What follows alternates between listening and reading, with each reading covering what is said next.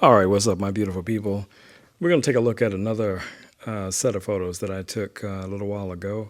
And first thing we're going to start off with is looking at our catch lights. So as you can see here, you see two distinct catch lights in the eyes. And that gives you a strong indication that two lights were used.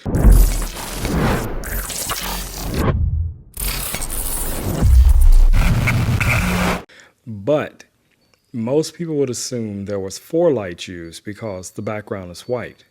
That's not necessarily always the case. You can sometimes get away with just two lights, depending on how close the model is to the background. And that's exactly what I did here.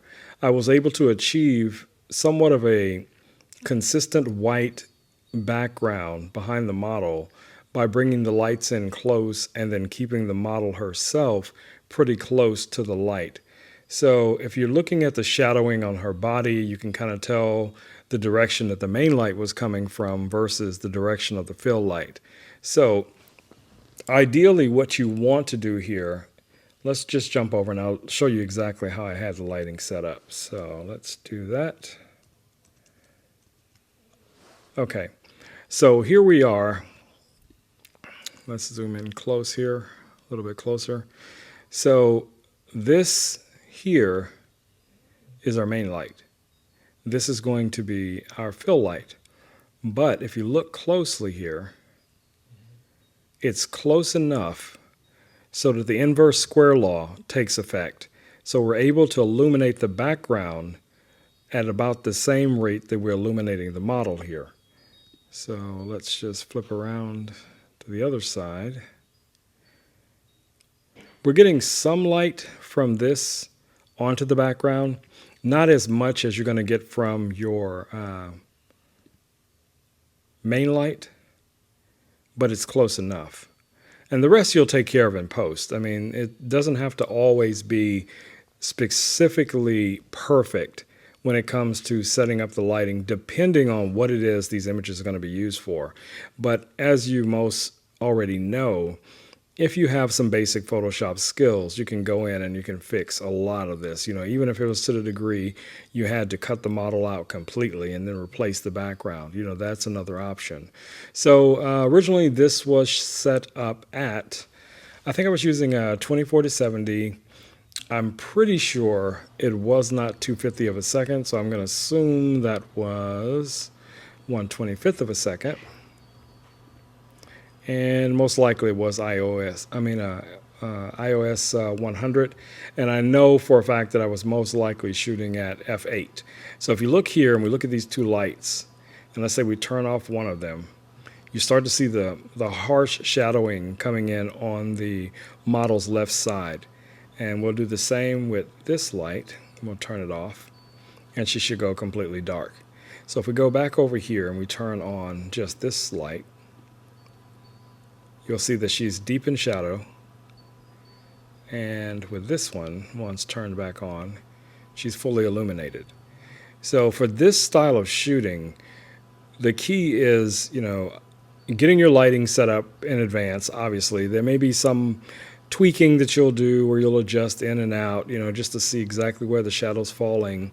You know, after metering these lights in studio, I was able to determine exactly what was going to work best for me to get, you know, the shot properly exposed. Now this, for some reason, is on a crop sensor, and that's not what we want. So let's go ahead and bring that back up to full frame sensor. And that's about where we would be. Okay, so now again we have our full frame sensor. We got a 24-70 2.8 lens. We have 1/25 of a second f8 at ISO 100, and we have our lights. They weren't that far from the model, not as far as it's being illustrated here, because they were really close up on the model. So I was able to really control the spill of light for what it's worth with the softboxes. And there was just, you know, like I said, you know, the light was spilling over onto the background, which was giving us a nice illumination to the background. And I was using, you know, a white background, so that wasn't an issue. So if you only have two lights, and this is an option, now this could be done with an umbrella, It could be done with a shoot-through umbrella. I've done that many times in the past. So it just depends on looking at your light, do your test shots. Again, if can I haven't emphasized this before, if you guys can shoot tethered, that's going to be a very powerful tool, because that will allow you to go in and look at your exposure and see exactly how much, if there's any influence of light coming in, if the studio lights are affecting. Now I'm going to bring the studio lights down all the way, and you start to see the cross pattern of how this light is illuminating her. She's being illuminated from both sides. Now, as you see here, it's casting a shadow on either side of her. And let's see, if we go in here and we add a gel, let's add a red gel, and it'll really start to make itself more evident as you see how the red is affecting this side of her body. And if we go in, let's say, and add on this light, let's do a blue gel. Okay.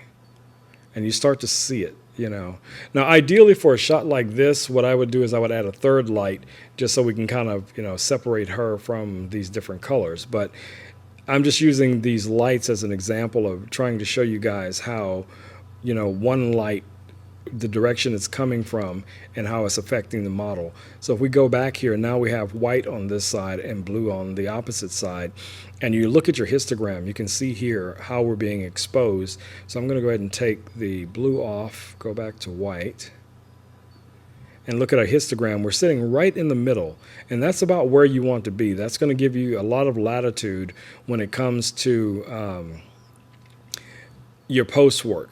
And, even with this, your model is going to be able to turn in different directions. Now, in this situation, because of hair being a factor, you don't want to allow the hair to cast a hard shadow on the face or something like that. So always be aware of where your model's face is in relation to the light, and, how the light is affecting that. So if you zoom in really close, even on this image, you can start to see that a little bit, where there's a little bit of shadowing coming from the hair. But easily enough, if the hair is pulled back like here, that's not going to be a factor, nor in this shot. So I'm framing this and lighting this based on where I know her hair is going to be falling, and I'm adjusting the lights back and forth until I illuminate it well enough that I eliminate enough of the shadows that it doesn't become a problem. So let's go to this one, and you see the same thing here. It's very shadowy on this side of her, but you can see that the face was well illuminated, and so was the direction of the light, which helped to accentuate, her shape and the contours of her body. So that's the key. So again, guys, hopefully this video has helped someone out there who is experimenting with lighting and looking for different lighting techniques that they may be able to use. If you're on a budget and you only have one or two lights, here's an option that you can go with. And as well as if you only had the one light, you could still use a reflector right off, out of camera, and still push some light back here into the shadowed areas. So don't be discouraged because you don't have the equipment. Start off with what you can gain access to and just start working from there. All right, guys, I'm going to bring this video to an end. It's been your boy Rome. I will catch you guys in the next video. Until then, stay safe. Peace. I'm out.